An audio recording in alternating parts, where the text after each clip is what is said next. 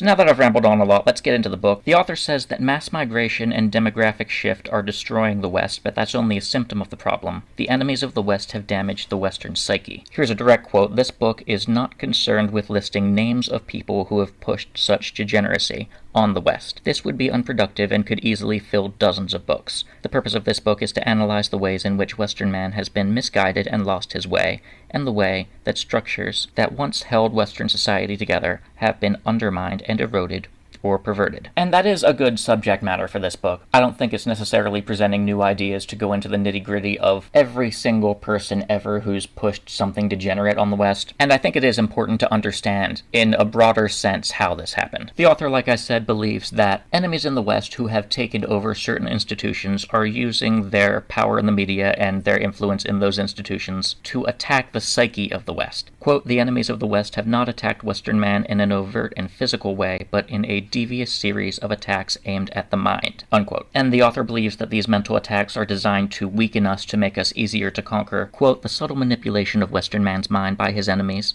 those who wish to see the West crumble, has altered the behavior of Western man and has both robbed him of the traits that made him great and strong, and at the same time unlocked and fed negative traits in order to make him degenerate and weak," unquote. Don't be weak and gay. And I do think it's a nice touch that the author uses the term enemies of the West rather than using any other term for them. Many people, very many people, associate a certain race and religion with control of the media, control of banks. And while yes, many of the people in those positions do have that in common, I don't think that's the root cause. I think there's more to the story, and I think that not all people, certainly most people of that race and religion, are not in on the game. I think that's just how nepotism works. If someone gets into a position of power, they're going to want to hire their friends before they hire a complete stranger who sent in a job application. And it just happened to be this one group. And I don't think that's necessarily an accident. I do think that one group is just naturally talented in a business and in a social sense. So I think it does make sense that they got into politics and the media and finance. I think that their being part of that one group does influence the way that they behave. I don't think it's productive to say that all members of this one group are the problem, when there's so many that just want to live normal lives.